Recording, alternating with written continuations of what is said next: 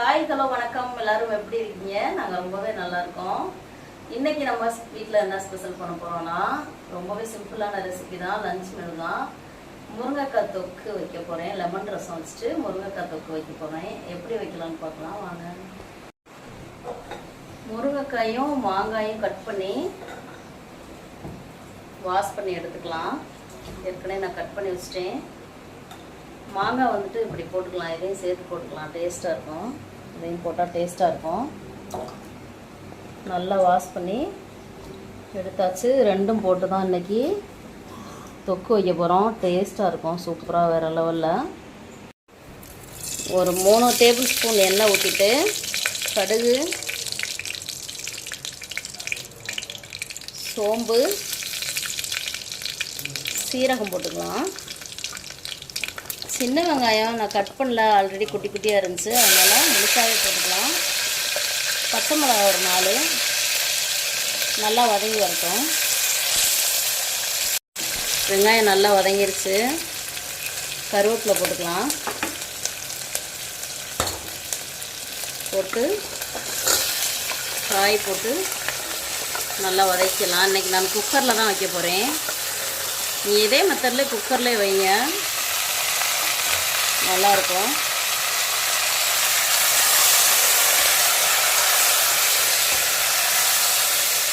நல்லா ஒரு 2 நிமிஷம் நல்லா ஒரு கலர் விட்டுக்கலாம்.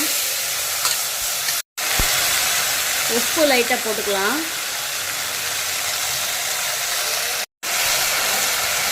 காய் நல்லா வதங்கிருச்சு. இந்த ஸ்டேஜில் வீட்டில் அரைச்ச குழம்பு மிளகா பொடி 1 ஸ்பூன் போடுறேன். நான் பசங்க இருக்கனால காரம் நான் கம்மியாக போடுறேன். மஞ்சத்தூள் கொஞ்சம். நீங்கள் காரம் வந்துட்டு உங்களுக்கு தேவையான அளவு போட்டுக்கோங்க. தனி மிளகாத்தூள் மல்லித்தூள் போடுறதுனாலும் போட்டுக்கலாம், அதுவுமே நல்லாயிருக்கும். ஒரு கிளறி விட்டுட்டு ஒரு 3 தக்காளி, தேங்காய் வந்துட்டு சும்மா ஒரே ஒரு சில்லு தேங்காய், அரை மூடி கூட இல்லை, அரை மூடியில் பாதி கூட இல்லை, ஒரு சில்லு இருக்கும். அதையும் போட்டுட்டு நல்லா ஒரு கிளறி விட்டுக்கலாம். தேங்காய் தக்காளி போட்டு லைட்டாக ஒரு கொதி வந்துடுச்சு. இந்த ஸ்டேஜில் நம்ம குக்கரை மூடி வச்சுக்கலாம். ஒரு விசில் வந்துட்டு ஒரு 5 நிமிஷம் சிம்மில் வச்சிங்கன்னா போதும். அதுக்கு மேலே முருங்கைக்காய் குழஞ்சிரும், அதுக்கு மேலே வைக்கக்கூடாது. வச்சுட்டு நான் காமிக்கிறேன். முருங்கைக்காய் வந்துட்டு இருக்கட்டும், கூட்டு ரெடி ஆகிட்டு இருக்கட்டும். இங்கே சாப்பாடு ரெடி ஆகிடுச்சு. நம்ம ஹாட் பாக்ஸில் போட்டு வச்சுக்கலாம். சாப்பாடு ஹாட் பாக்ஸில் போட்டு வச்சாச்சு. நம்ம வீட்டு ஸ்பெஷல் லெமன் ரசமும் சூப்பராக ரெடி ஆகிடுச்சு. இன்றைக்கி வேறு எதுவுமே சைடிஷ் வைக்கலை. ரசம் முருங்கைக்காய் தொக்கோட முடிச்சாச்சு. வெறும் முருங்கைக்காய் தொக்கை சாப்பாடில் போட்டு சாப்பிட்டா சூப்பராக இருக்கும். ரெடியான பின்னாடி நான் காமிக்கிறேன். மாங்காய் போட்டு முருங்கைக்காய் தொக்கு சூப்பராக ரெடி ஆயிடுச்சு. எப்படியும் சாப்பிட்லாம், தொட்டுட்டு சாப்பிட்லாம். அப்படி இல்லைன்னா சாப்பாட்டில் போட்டு சாப்பிட்லாம், சூப்பராக இருக்கும்.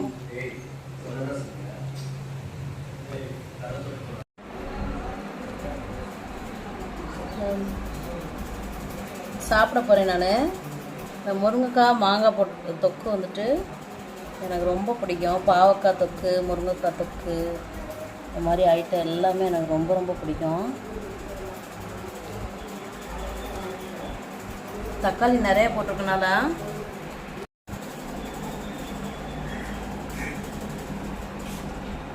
சூப்பராக இருக்குது. மாங்காய் சீசன் வந்துருச்சு. மாங்காய் வந்து சாம்பார் தான் போடணும், சாம்பாரில் தான் போடணும் அப்படின்னு அவசியம் இல்லை. நம்ம வீட்டில் வந்து இந்த மாதிரி முருங்கைக்காய் தொக்கு, தட்டைப்பயிறு குழம்பு, மொச்சை குழம்பு, எல்லா குழம்புலையுமே போடுவோம். மீன் குழம்பு, எல்லா குழம்புலையுமே போடுவோம். இந்த மாதிரி முருங்கைக்காய் வந்து ரொம்ப நீளமாக கட் பண்ணாமல் குட்டி குட்டியாக கட் பண்ணிக்கோங்க. மாங்காய் போட்டுட்டு குக்கரில் கூட வைக்க தேவையில்ல. ஒரு சில சமயம் வந்து வைக்க தெரியாதவங்களுக்கு பதமாக எடுக்கலைன்னா உடஞ்சிரும் முருங்கைக்காய். அதனால் பாத்திரத்தில் வச்சு சமைச்சிக்கோங்க.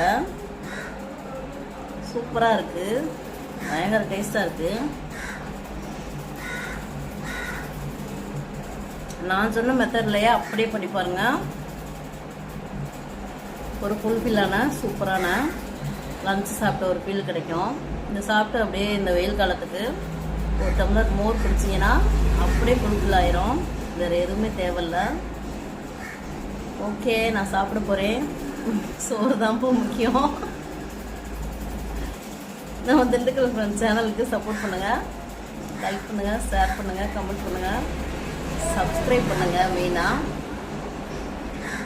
மீண்டும் நாளை ஒரு வீடியோவில் பார்க்கலாம். டாடா.